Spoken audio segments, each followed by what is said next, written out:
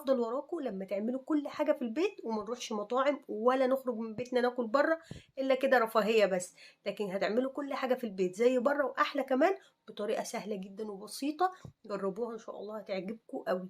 اللي ما يعرفنيش بقى، انا سميره وده مطبخي. ما تنسيش بقى تتابعيني على قناتي وتفعلي الجرس على الكل، عشان ان شاء الله فيديوهاتي الجديده تعجبك، فيها حاجات كتير حلوه هتعجبك.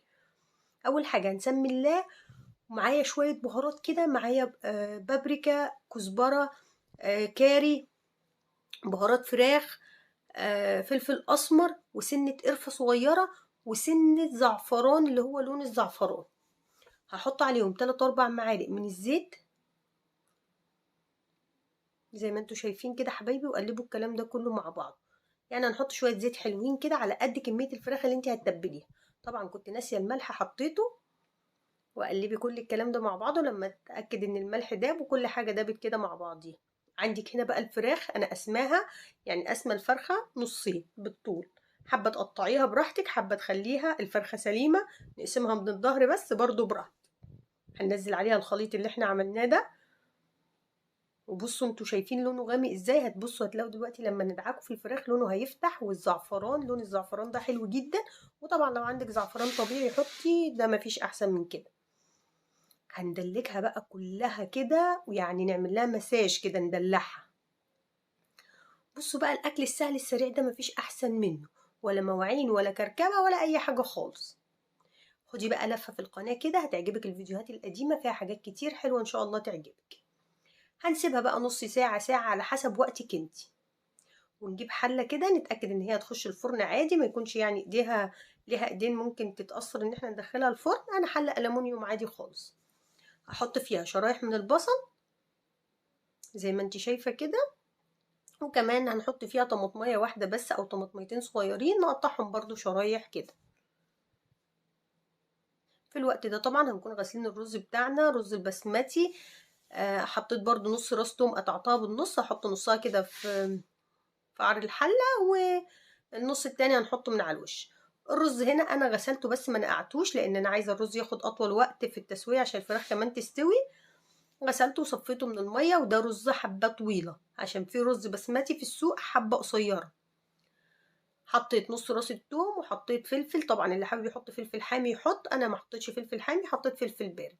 وعودين من القرفه، وطبعا ورق لوري، واللومي طبعا، وده الاساس في المندي او الكبسه او اي رز بسمتي. وهنحط الملح طبعا حسب رغبتنا وحسب احنا عاملين كميه قد ايه. معلقتين زيت، وما تقلبيش ولا اي حاجه خالص. نكون بقى غاليين ميه، وغطي الرز بتاعك. انت طبعا عايري الرز بتاعك لو انت لسه بنوته صغيره مش عارفه العيار. البسمتي الحبه الطويله بتاخد من كوبايتين لكوبايتين الا ربع لو انت عايزه الرز مفلفل. بصوا بقى انا جيت احط المصفى بتاعتي، لقيتها نزلت في الشوربه، فرفعتها بقى كده، وهتشوفوا الكوبايه دي هتعمل معايا احلى شغل.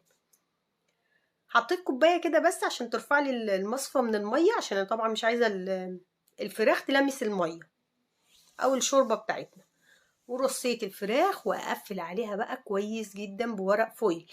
انا هنا حطيت ورق الفويل على طول لانها مش لامسه الفراخ، لكن لو لامسه الفراخ بتاعتي هحط ورقه زبده الاول.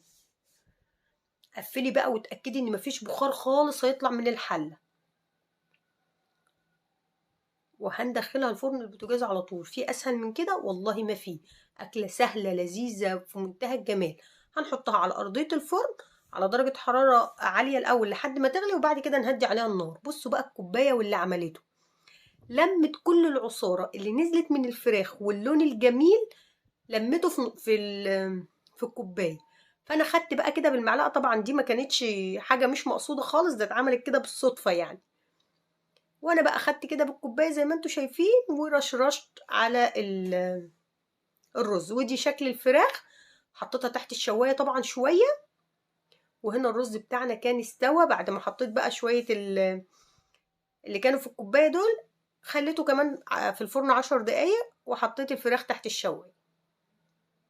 وبصوا بسم الله ما شاء الله، الرز طالع حبايه وحبايه، وطالع شكله عامل ازاي. بصوا الاكله في منتهى الجمال. اعملي بقى سلطه طحينه، سلطه زبادي، سلطه دقوس، بصي اي حاجه جنبها هتبقى في منتهى